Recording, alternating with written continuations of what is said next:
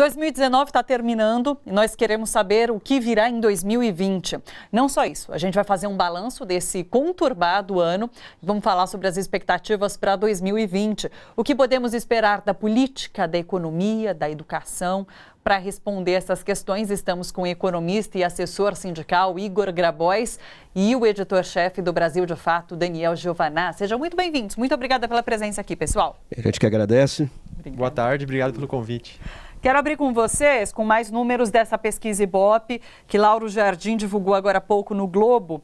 Ele falou que a pesquisa inédita sai ainda hoje, uma pesquisa encomendada pela CNI. Daí é o seguinte, olha só, confiança em Bolsonaro. Era 51% em abril, 46% em junho, 42% em setembro, 41% em dezembro. Então, só diminuiu. Avaliação positiva do governo. 35 em abril, 32 em junho, 31 em setembro, 29 em dezembro. Diminuiu também. Reprovam como Bolsonaro governa. 40 em abril, 48% em junho, 50% em setembro, 53% em dezembro, portanto aumentou. Como a gente interpreta isso, Daniel? Bem, em primeiro lugar, essa curva é extremamente desfavorável ao Bolsonaro. A gente precisa avaliar quais seriam as causas ou as origens dessa curva descendente no sentido da confiança em relação ao Bolsonaro. Eu elencaria alguns fatores. Eu acho que do ponto de vista econômico, por mais que haja um discurso de que o país vai voltar a crescer e tudo mais, que tem sido propagandeado pelo governo, isso não tem se refletido em melhoria nas condições de vida do povo e isso impacta na confiança, obviamente. Eu vejo que a desmoralização parcial da Lava Jato, com todo o processo do Intercept, também impacta sobre o governo, que tem no ex-juiz Sérgio Moro um dos seus pilares aí de confiança. Imagino que isso impacte também. E as cabeçadas internas que eles dão dentro do governo, as bobagens que eles falam a todo tempo, e também esses esquemas de corrupção que envolvem o seio da família Bolsonaro, como a gente viu no primeiro bloco do programa, eu acredito que também impactem fortemente nessa questão da confiança do governo. Sim. Quando eles falam sobre essa reprovação como Bolsonaro governa, acho que também tem a ver com essas frases que ele solta diariamente e que não pegam nada mal. Acho que a população tem essa percepção também de que hoje estava sendo discutida, inclusive, a questão da... Como chama? Quando você não está apto para o cargo, que é um dos motivos de impeachment, inclusive... Crime de responsabilidade. Não é só crime de responsabilidade, eu esqueci agora a expressão. Mas, enfim, por conta desse não saber se portar enquanto decoro, presidente. Né? Decoro, exatamente. Essa questão do decoro. Então, acho que as pessoas percebem que isso não é como deve agir um presidente. Exato, isso foge totalmente do senso comum, da imagem que se construiu sobre o que deveria ser um presidente da República. Inclusive, entre muitos apoiadores do Bolsonaro, a gente percebe essa postura. Ou seja, ele é bom presidente, eu gosto do que ele faz, agora ele fala muita bobagem. Pelo menos esse aspecto parece ser um grande consenso. E aí há uma discussão muito grande no campo da comunicação, se é que isso é algo amador, são falhas, são problemas de impulso do Bolsonaro, ou se isso é uma estratégia, se isso é calculado para dispersar a atenção das pessoas. Existe um debate muito grande nesse campo. Agora, olhando para o ponto de vista da confiança, dá para se dizer que não pega bem não nesse sentido. Sim. Igor, você concorda quando o Daniel fala que esses números refletem também uma percepção sobre a economia? Com certeza. Né? Primeiro tem uma economia que vem dos números dos economistas, né? Que parecem números frios, e a economia que as pessoas estão sentindo no dia a dia. Sim. Né? Isso estou vendo todo mundo reclamando. Né? A gente vem aqui, eu estava vindo agora para São Bernardo, a tristeza que é passar na Sanchieta, a quantidade de plantas industriais fechadas. E aí eu queria comentar dois números que foram muito festejados, né? Um mais e o outro, que é mais recente, também está sendo festejado. Foi o tal crescimento do PIB de 0,6, né? Como se 0,6 fosse um grande crescimento, né? Não precisa falar que isso é muito aquém do necessário para atingir o nível pré-recessão, né? Pré-2014, né? Isso é desnecessário dizer isso. Mas a gente vai olhar o PIB, né? Quando a gente olha o PIB que junta a corrida do Uber com a consulta médica e com o feijão, vamos dizer assim, né? Tudo que o Brasil produz em serviços e bens, a gente vai olhar por setor. O setor que produziu esse esse crescimento do PIB foi a indústria extrativa. Leia-se minérios de ferro, petróleo cru. 12% de crescimento. E está ligado a uma grande retomada da produção da Vale depois da tragédia de Brumadinho. Né? A gente vai para a indústria de transformação, ou seja, a produção de bens, né? Da indústria de transformação, que é o automóvel, a roupa, o calçado, o material de construção, houve uma queda de 1,1%. Que é o setor que mais emprega. Que é o setor que emprega, hoje não é o setor que mais emprega, já foi no Brasil, sim, mas é o setor que produz os empregos mais bem remunerados e mais estáveis. Entendi. Né? Onde o engenheiro, o técnico, os operários com experiência, com qualificação, eles estão na indústria. Né? Aí o outro número é o CAGED. Né? 99 mil de criação, 99 mil, quase 100 mil de criação de emprego de carteira assinada. A gente vai olhar o número, 108 mil foi o comércio, e nós estamos na beira do Natal. O comércio, ele contratou. O setor de serviços, contratou 86 mil, que também são serviços, segurança, limpeza, call center, né? São serviços ligados ao momento do final do ano, do Natal, alguma coisa de turismo em função das férias do verão, mas a indústria desempregou 25 mil pessoas. Puxa, é o mesmo número de novembro do ano passado. A indústria de transformação, que foi, vamos dizer assim, o grande setor, a grande estrela do crescimento do PIB, demitiu mais de 700 pessoas. E mesmo a agropecuária, que em novembro de 2018 demitiu um pouco mais de 7 mil pessoas, agora só demitiu 4 mil, ou seja, diminuiu o número de gente. E a construção civil ainda demitindo acima de 30 mil pessoas. Né? Foi menos, foi acho que 45 mil, que foi a demissão em novembro de 2018. Né? Parece que a construção civil já não tem mais onde demitir. Por isso, mas não cria vaga e, pelo contrário, vai diminuindo. Então, os setores produtivos mais permanentes, eles estão com recuo do emprego.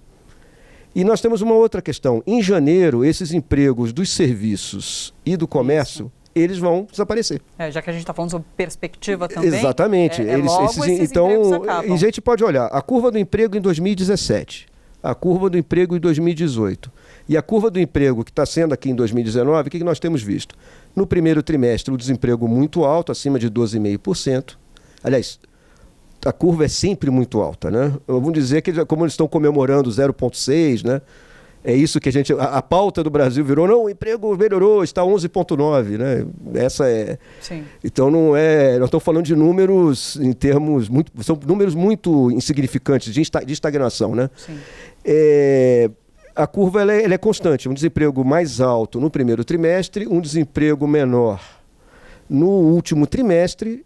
E isso tem se repetido, as curvas de emprego de 2017, de 2018 e de 2019 parece ser do mesmo ano.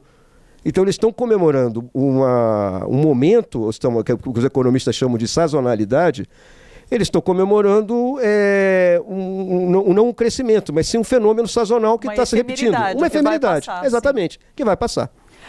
Eu quero repercutir com vocês, e daí cada um na sua área, duas falas de ministros. Vou para o Daniel, que eu quero que você fale sobre essa fala de Sérgio Moro ontem, que ele falou assim, olha, em 2019 a gente termina bem porque a gente não teve nenhum grande escândalo de corrupção no governo.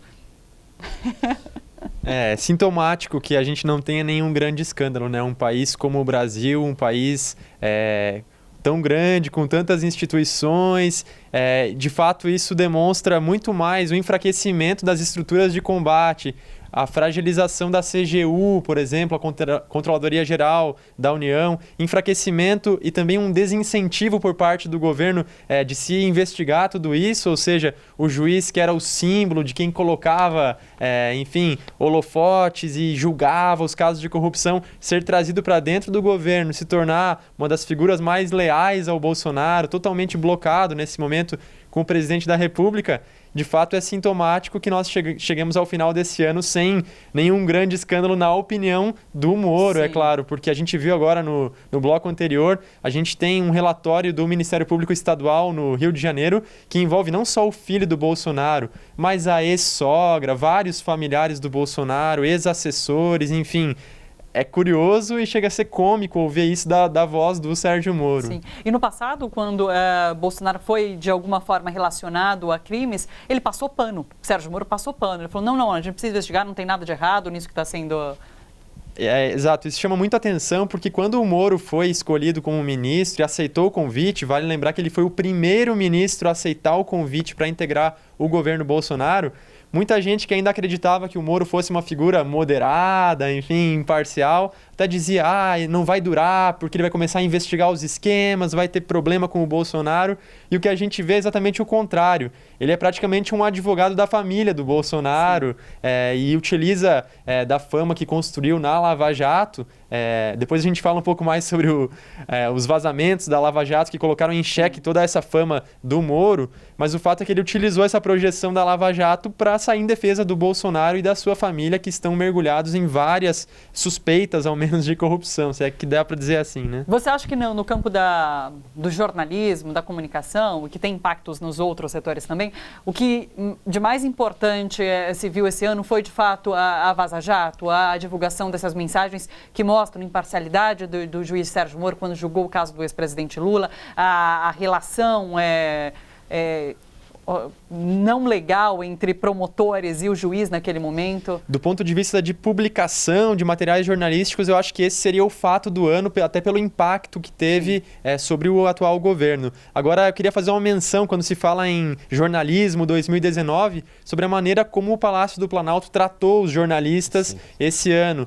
Parte de um pacote de obscurantismo aí que envolve ataques a todos os institutos de pesquisa, números, IBGE, o INPE, todo mundo no alvo do Bolsonaro, as pesquisas nas universidades, tendo recursos cortados, e a imprensa entra nesse bojo de possíveis críticas embasadas, enfim, tudo aquilo que pode se produzir conteúdo que contraria a narrativa desse governo, eles vêm atacando. Então eu acho que ao falar de jornalismo em 2019 é preciso ressaltar a maneira como eles trataram a imprensa desde o primeiro dia, o dia da posse. Estávamos com correspondentes lá do Brasil de Fato e os relatos eram terríveis. Jornalistas sem água, sem banheiro, que já era um início de um ano terrível, como foi para os jornalistas que cobriram lá em Brasília, não só no Planalto, mas também no Congresso Nacional. Agora, voltando para a sua pergunta em relação a reportagem ou a série de reportagens que marcou esse ano, foi de fato a chamada Vaza Jato do The Intercept Brasil, que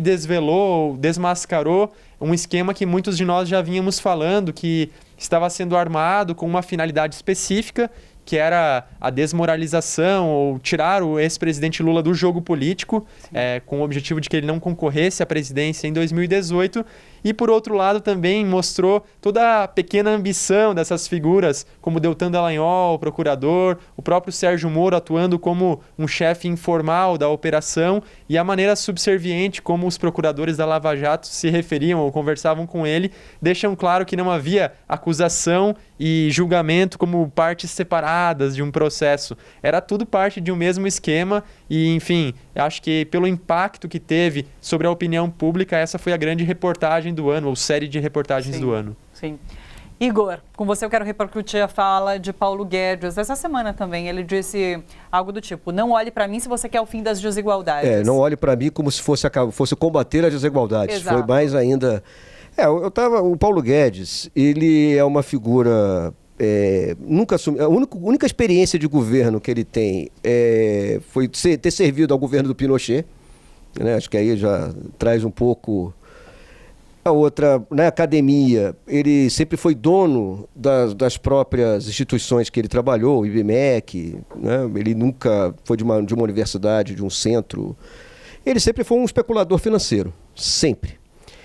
E ele foi proprietário, sócio, fundador, né? A gente nem entende, porque são vários CNPJs, né? Vários instrumentos de pessoa jurídica, várias instituições financeiras. Ele é um gestor de fundos. O que ele é um gestor de fundos? O que ele faz? Ele pega dinheiro dos outros, promete uma certa rentabilidade e ganha uma comissão em cima. Mal comparando, é como se fosse um corretor de imóveis. Eu vendo seu imóvel, você me paga uma comissão. Não é só que não, você me dá seu dinheiro, eu dou um jeito do seu dinheiro se multiplicar e você me paga uma comissão. Então a lógica dele não é de um banqueiro, dos bancos, tipo o Banco do Brasil, Itaú, não. A lógica dele não é uma lógica de empréstimo, é uma lógica de intermediação. Então, a preocupação do Paulo Guedes, e é impressionante, né? Ele juntou 5 ministérios, né? Ele é o dono da Previdência, do Trabalho, Planejamento, Indústria e Comércio, Comércio Exterior, a quantidade de áreas, são 21 secretários para dar conta desse império Paulo Guedes, né? Ou seja, o cara é dono de metade do governo. A lógica dele é vender o máximo que puder ser vendido para trazer o máximo de ganho para quem está fazendo essa intermediação. Sim. É isso, essa é a lógica do Paulo Guedes. Então, vou dar um exemplo, foi clássico, né? Nós ficamos sabendo um belo dia, pela revista Época, às 6 horas da tarde, né? Não, nem pela revista Época, né? Pelo Twitter do editor da revista Época, que o governo tinha vendido o controle da BR Distribuidora. Na Bolsa, 3 horas da tarde, sem prêmio de controle, sem concorrência, ninguém sabe até hoje quem comprou. E provavelmente quem comprou já vendeu. Puxa. Essa que é a verdade. Então, ele está lá para isso, produzir ganhos para um certo setor do mercado financeiro. Vendendo patrimônio. Vendendo o patrimônio dos outros, vendendo o patrimônio do povo brasileiro. Sim. E um detalhe, né? Todos os cargos importantes do Ministério da Economia, e isso inclui a presidência da Caixa, a presidência do Banco do Brasil, a presidência da Petrobras, que não é do Ministério da Economia, mas na prática o pobre do almirante lá faz o que o Paulo Guedes manda, são sócios do Paulo Guedes. Algum tipo de sociedade, ou fizeram um fundo, ou uma empresa de educação, e a multiplicidade de setores que o Paulo Guedes põe a mão. Então, hoje, estava uma matéria da revista Exame, o BNDES, da Caixa Preta, dos campeões nacionais, né, etc., estava fazendo um empréstimo, 2 bilhões de reais, só para, acho que é 2 bilhões, eu não estou falando milhões, eu estou falando bilhões, com B, né? Uma quantidade de zeros bastante razoável. 2 bilhões é um projeto muito grande. É um projeto, assim, a Friboi comprando um grande frigorífico americano, desse nível. Para fazer uma termoelétrica, em que 30% é da empresa Mitsubishi Heavy Industries, provavelmente vai importar os equipamentos, 28% é da Shell, que vai fornecer o gás, e 51% é um fundo chamado Pátria Investimentos. Ou seja, não, o fundo ele não tem capacidade de captar no mercado, não é esse o objetivo do fundo? Não, mas o BNDES vai emprestar dinheiro para um fundo para comprar gás da Shell, que provavelmente não vai produzir, vai comprar da Petrobras, para comprar equipamento importado e sem nenhum planejamento da questão da matriz energética. Termoelétrica encarece a energia elétrica. Né? Então, a gente vê o que o Paulo Guedes está fazendo. E, ao mesmo tempo, a gente vê a notícia hoje, em relação a políticas sociais, que o Bolsa Família não vai ser reduzido. E não tem dinheiro para pagar. Parece que esse mês falta 1 bilhão que o governo não sabe de onde vai tirar para pagar a Bolsa Família. Daí ele disse assim, não, porque a gente tem que parar de dar o peixe e ensinar a pescar. Essa coisa que isso, e aí é o seguinte, né? Vamos também combinar uma coisa. Além das más intenções, da pilhagem, o termo é esse, né? O grupo que assumiu o governo, e com o apoio de boa parte das classes dominantes brasileiras, que, aliás, boa parte não vai sobreviver como classe dominante, vai ser tragado, né? Estão dando tiro no pé. Além dessas más intenções, é de uma incompetência. Eles não têm noção do que é dirigir o governo, eles não têm noção de como é a máquina, de como é a legislação, de quais são as ações necessárias para o governo, eles não têm ideia. Eles não têm ideia, eles são, além deles serem, vamos dizer assim, mal intencionados no sentido da política, eles são muito incompetentes.